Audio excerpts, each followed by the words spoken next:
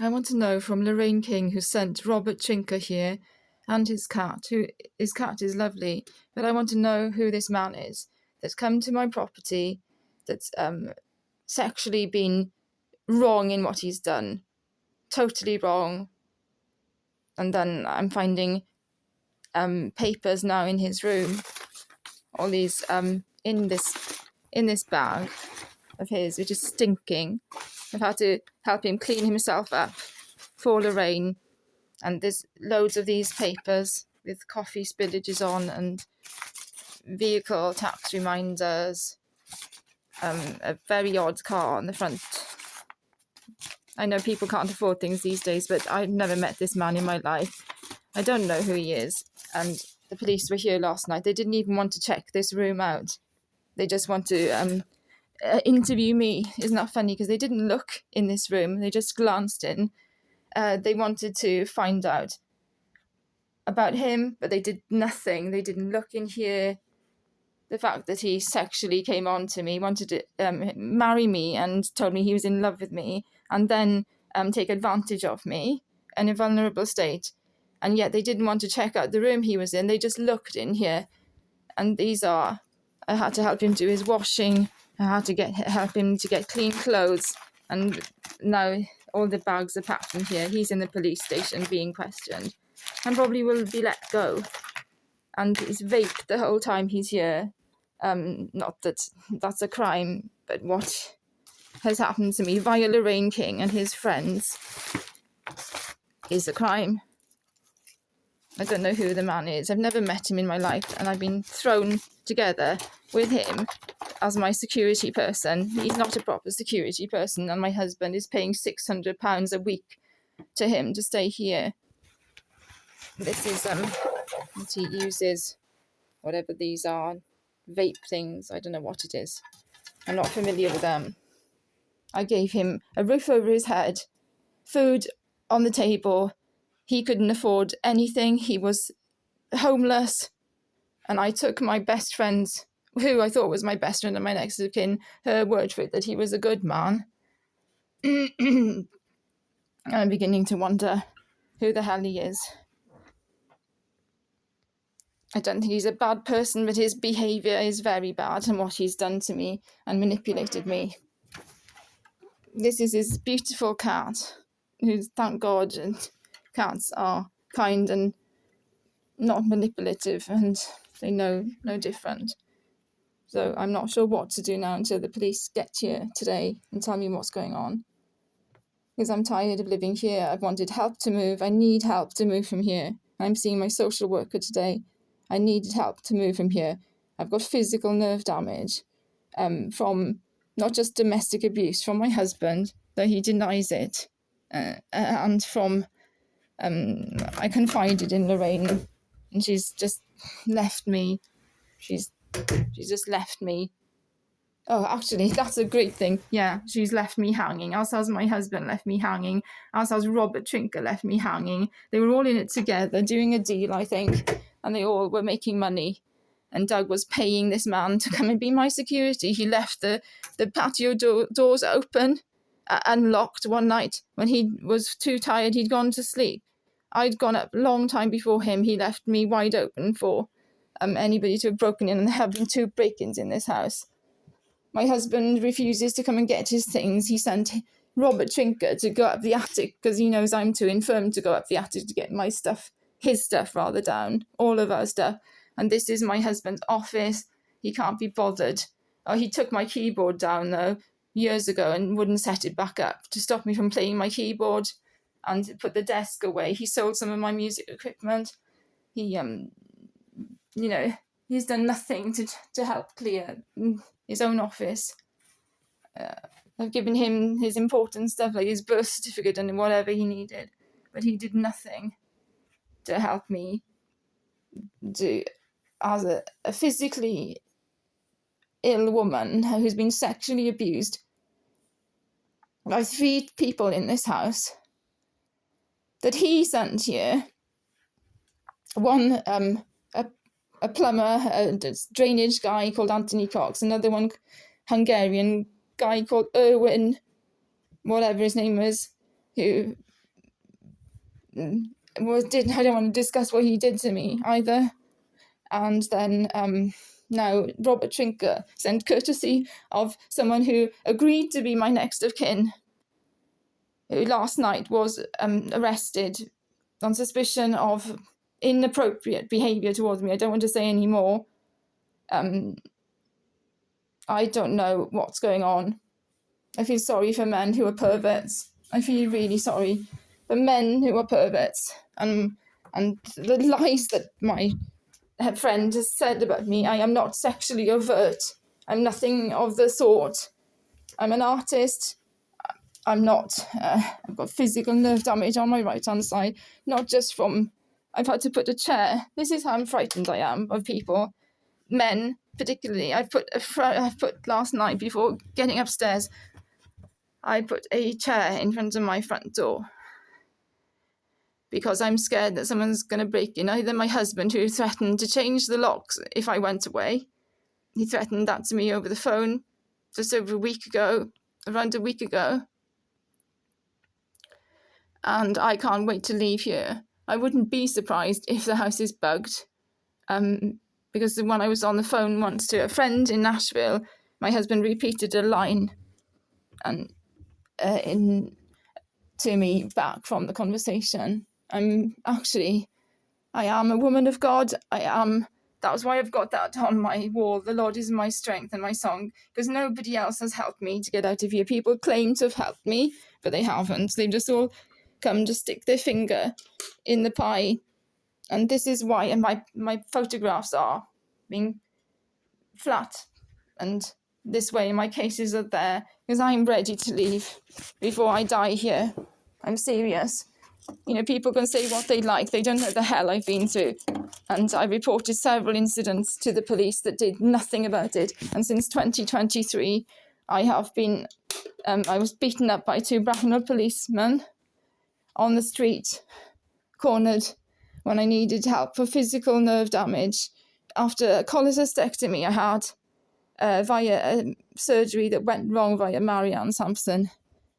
I've been horribly treated.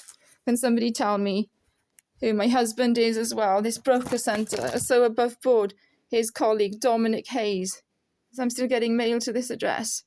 Dominic Hayes, and director, the Broker Centre Limited, and it's coming to my home address, and yet my own personal mail is being sabotaged. Some of my mail ended up in Jackie McKellar, Doug McKellar's home address. My bank statements, a mail from a friend in Yorkshire who sent me a birthday card and money ended up in my sister-in-law's address in Ashvale.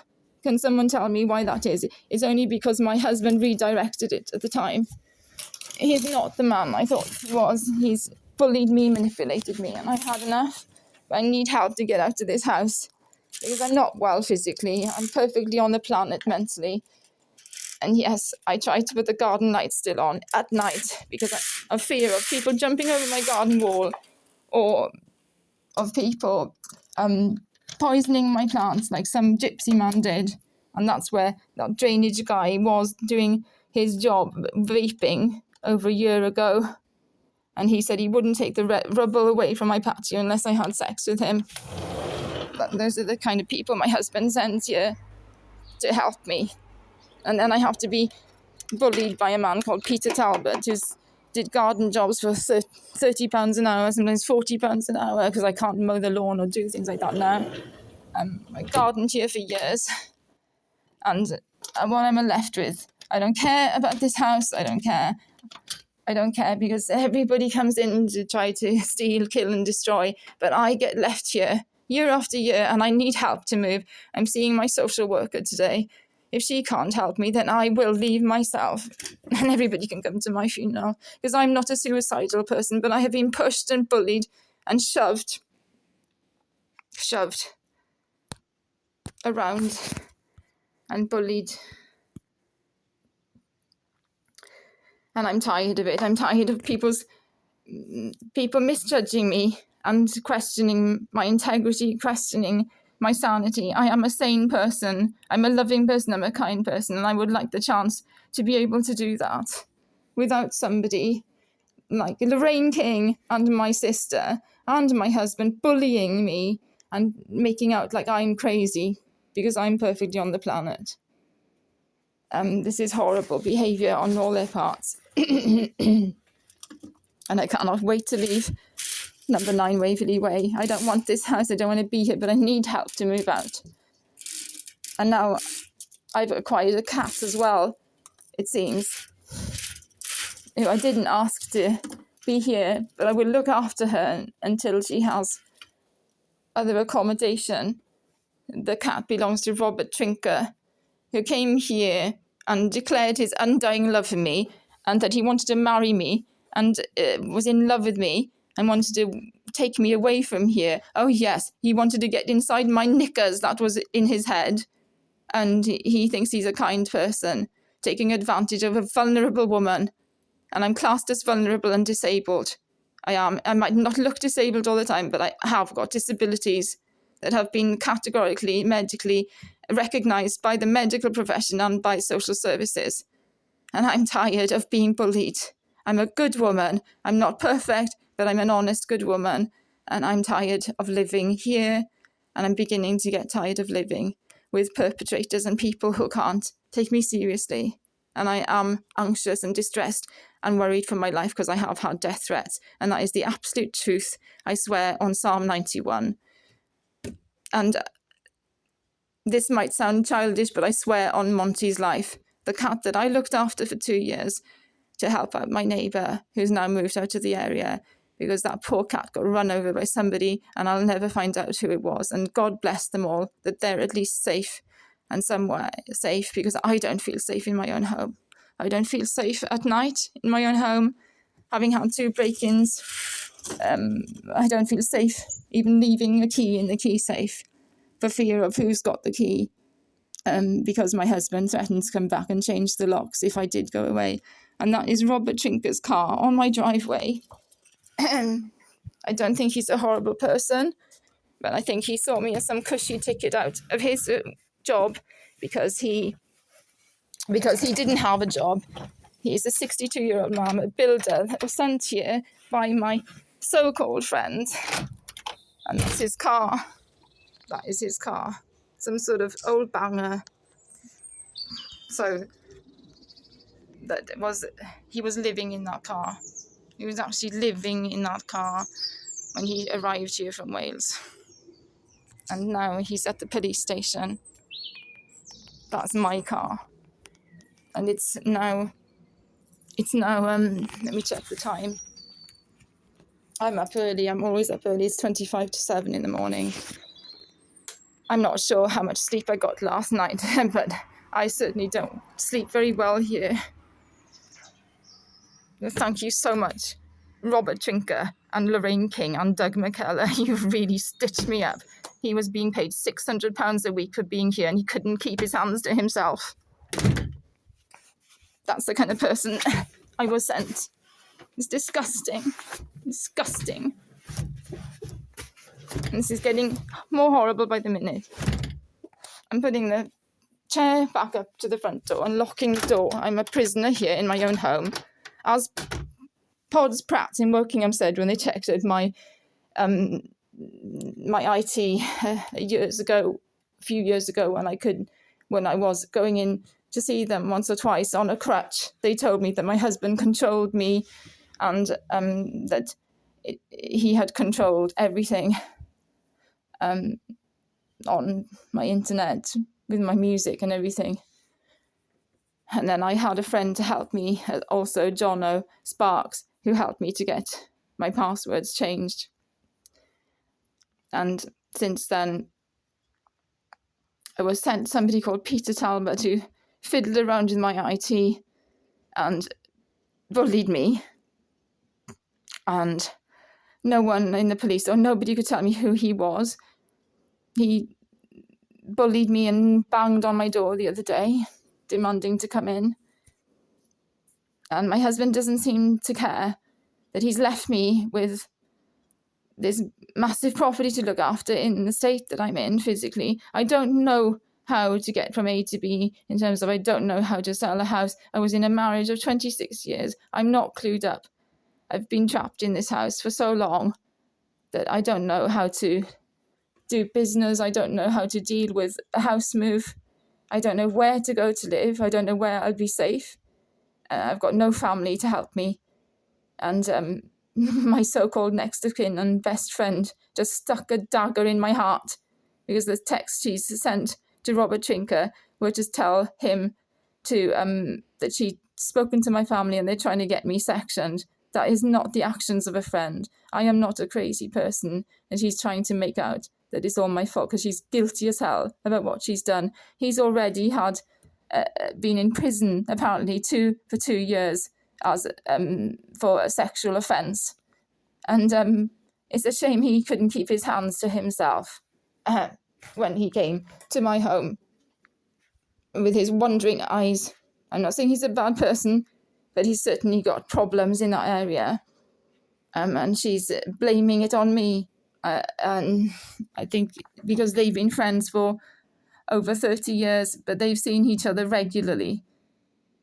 So I don't know what's going on. I haven't seen my friend Lorraine for over 30 years. We used to do music on television, not very often, but she backed me up on TV programs, and I thought she was my friend. I confide in her about the domestic abusive situation between me and my husband. I told her that I was frightened living here. I told her I was frightened for my life. And she said that this Rob Trinker could get me to a safe place. Well, none of that has happened. None of that has happened. And it's all gone wrong. And Lorraine has cut off because she's probably guilty, and she's probably told the police a cock and bull story. It's not fair. It's wrong. She didn't have one meeting with me, with Doug, or with this Rob Trinker. I've been sidelined from my own life. And I'm devastated, absolutely devastated. And then I'm the one that's getting questioned by the police last night about horrible things so that they can get to the bottom of it all. I've been reporting things to the police for the last 2 years, 2 sexual offences, when my husband sent 2 workmen here who, I don't want to go into it now, on 2 separate occasions. And I am not some tart, I'm not some free-for-all, and this house is not my home. It's some sort of place where people think they can come in and just bully me and take advantage. And I can't take any more. I just can't.